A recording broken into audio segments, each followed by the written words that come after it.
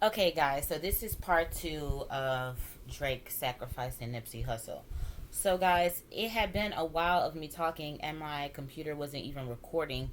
It wasn't until the screen made a sound and went black that I knew it wasn't recording. But I thought it had stopped at the moment where I was at. But I go back to my video, and it's only got 5 minutes recorded. So, what I was talking about after the video cut out was I then asked, I'll ask again, but I'm just going to tell you what I was already saying. I then asked, how did Nipsey feel about Drake? And again, it was me explaining the difference between somebody being authentic and then somebody being not authentic. And the illustration of it I gave was two women, like one Instagram model esque woman and one woman that looks, just like her as far as curves and everything like that, and how a typical man would be attracted to both, but when you get down to it, their insides and the stuff that matters is different, which means that the person who got all the surgeries and the augmentations may not have come from a good home, may have had insecurity issues, whose moral compass is corrupted. You know what I mean? They'll do anything for money or for likes or whatever thing, or anything like that. Versus the person that's natural and genuine may have come from a good home, and they have a good moral compass, and they were raised right, and they had the good things instilled in them, and hard work and all that stuff, right? But to the outside, these women look the same, and a typical man would go for either one of them. But a decent man that's informed, that's discerning, would go for the woman without the augmentation, simply because this person is genuine, and I value something that's real over something that's crafted to fool me, to make me feel that it's real, but in actuality it's not, no matter how you spin it. So when you come down to it, that's the dichotomy of Drake and Nipsey Hussle. um I was saying, where the video left off, in the link ups, in the meetings that they had, that Nipsey thought was warm, genuine meetups, you know what I mean, either at restaurants or kickbacks and talks at a party, or you know what I mean, exchanges like that. um and throughout these link ups and meetups, and times that he would talk to Nipsey, he got and engage with him, and really listen to him, and throughout these interactions, he would notice that he has something that I don't have, and that's he's genuine. So Drake is looked at as being crafted, and throughout the cards, I asked, how does, I don't know if it'll, because I don't want you guys to be like, oh, she just pulled cards out. The video cut out clearly, because I always end the video with my three things that I say. So I asked, how does Nipsey Hussle feel about Drake? And I'm just going to find the cards as to what came out, because the first card was the Ten of Wands. And then I went into here it goes. It was a Ten of Wands, the Devil card. It wasn't this card that ended, though. I forgot which one ended it, though. But anyway, what I was explaining was that how Nipsey Hussle felt, because I'll re-ask again, but this is just what came out before the video, before I knew that the video wasn't recording. So this card came out saying that it's to be crafted, that Drake works hard and that he deserves all these accolades, and he wants people to see that he works hard. And he's like, I'm doing all this with nobody's help, it's just all me, blah blah blah. But when I was being led to see that actuality in this card, that this particular person in this instance isn't holding this, but that somebody is malevolently guiding or holding or levitating these rods, and it's just made to look that this person is holding it, but something malevolent is actually has these rods levitating. So And that's just to speak to that again, that Drake is in bed with benevolent, I believe it's malevolent forces, which means evil or occultic or corrupt, or that's what I'm meaning. And then the middle card, the devil had came out, just speaking to the fact that he is in an order. Oh, I remember. It was the distraction beggars card, it was a 6 of Pentacles. That was the last card out when I asked. And it was because, and what brought me to realizing that is because this person at the end has these 2 fingers down here pointed, which is the same 2 fingers called the apostolistic accession or ascension, something like that. But it's the same 2 fingers that the Baphomet has when you see the picture of the Baphomet. So and the devil is also the Baphomet. So it was like, that's why I was like, okay, I remember what the card was. But anyway, so, and then the middle card was here, signifying that of course he is down with the order and that he does welcome these negative entities and at play to help him and to guide him for the success. It was also saying that he houses all these negative emotions that the devil introduced into mankind anyway, which is jealousy, shamefulness, perversion, gluttony, laziness, all of those things. That's what he possesses, and that his intentions always come from this point of origin. The 6 of Pentacles was here showing me that this was like a photo op of him appearing to try to be good, like he's a good guy. And the backstory was that he told these people to show up to, photograph him giving these people, so it could appear that he was good and to show outwardly that he's good. But it's like, if you were going to actually be good, then you would have these people stand up and you would give it to them in their hand, not drop it down to them, just to also further show that I'm up here and you're down here. You know what I mean? Also, I was going on to say that this is all nothing more than slavery, is what I told you guys, and that it's all set up as far as who is going to be the good nigger on the plantation. You know what I mean? And it's like the good nigga on the plantation gets rewarded. And he gets rewarded because he's pushing their agenda, but through them. You see what I'm saying? Because some old white, because I mean, can you see Warren Buffett, or, I'm just using his name, but can you see that type of looking guy in these music videos and telling people to shoot people up and sell guns and, eat terribly and, you know what I mean, kill your neighbor, you know what I mean, and lie and steal you?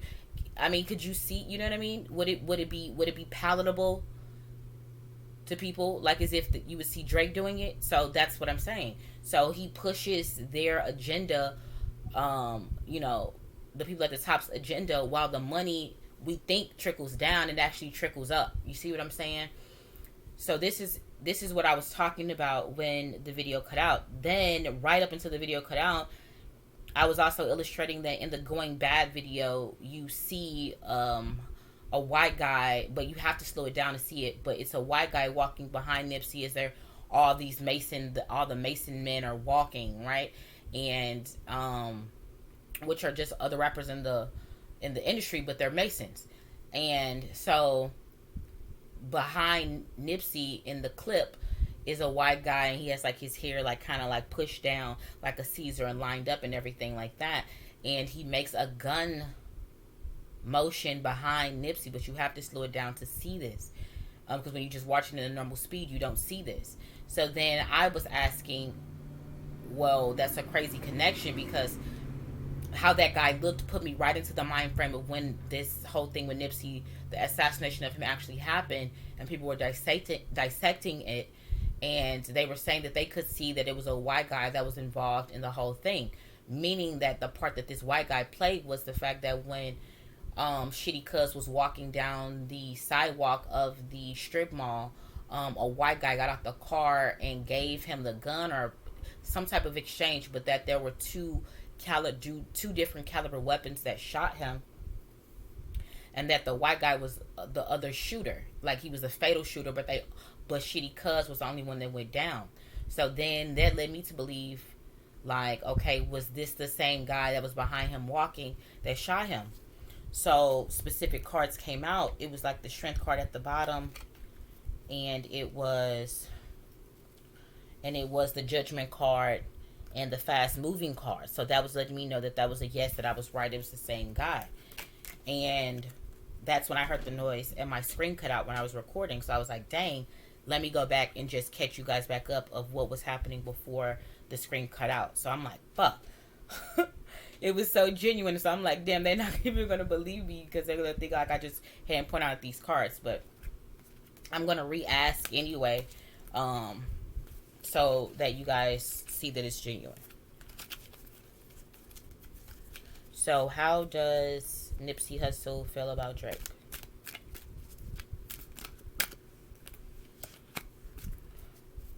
How does Nipsey Hussle feel about Drake? So it's just more info. So I'm getting the Nine of Pentacles. That he's a product of this vulture, this falcon. Feels like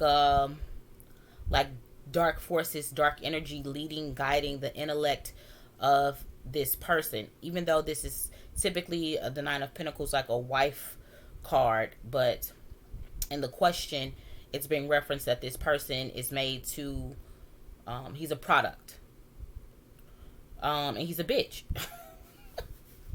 That's essentially what I'm getting there. He also feels that, again, he needs self-reflection and self-help.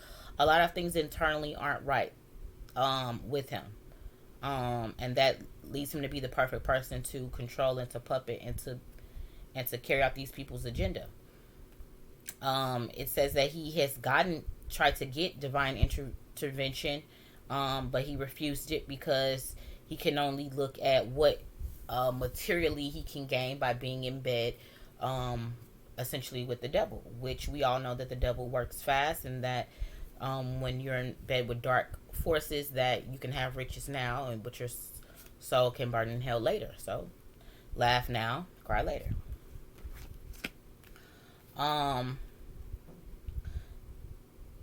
That he feels like he feels like he always has something to prove. He always has something to prove. He'll always have something to prove because he's not genuine. And somebody that knows who they are, that's secure with who they are, they have nothing to prove because they know who they are. He doesn't know who he is, so he'll always have something to prove. The Three of Cups come out, just stating the fact that something about a woman will always be his downfall, and that pillow talk, a woman will always be his downfall, and pillow talk.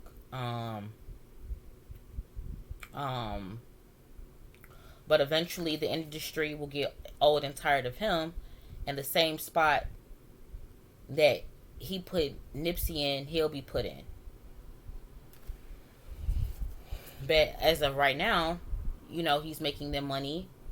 So just like slavery, and until you aren't useful anymore, what do? Take you out to pasture and they kill you. So that's the same thing that's happening.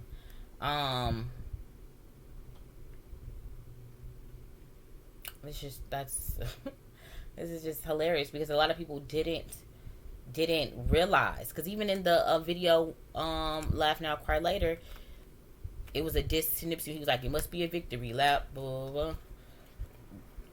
The way he mentioned that, what was a diss? That wasn't a nod or anything like a homage to Nipsey. That was a diss. And then it was also him making fun of the future sacrifice that he's going to make for Jordan. But let's ask right now, so will Drake be behind the sacrificing of Michael Jordan? Will Drake be behind the sacrificing of Michael Jordan? Will Drake be behind the sacrificing of Michael Jordan?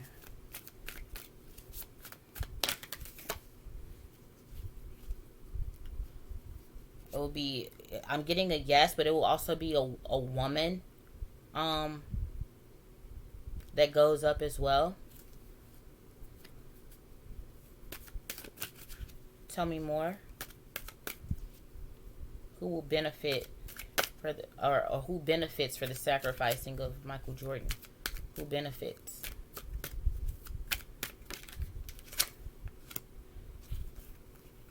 Some type of younger female, an older female, a younger female, but okay. So I know I said something about, I think it may even be like some type of sexual scandal, but something like he'll be lured, just like kind of like how they did with Sam Cooke. How eventually his demise happened with two women, right? The innkeeper and the prostitute, right? But in actuality, these women had nothing to do with it. So it's going to be like whatever the catch up, the end of it will be. It will include two women, an older woman and a younger woman. But who's behind going up? The energy of it all will be Drake. Crazy, right? What other questions do I have to ask?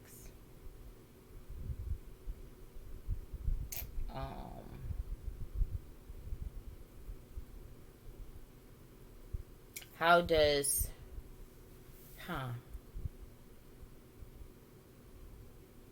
how does Drake feel about Michael Jordan? How does Drake feel about Michael Jordan? How does Drake feel about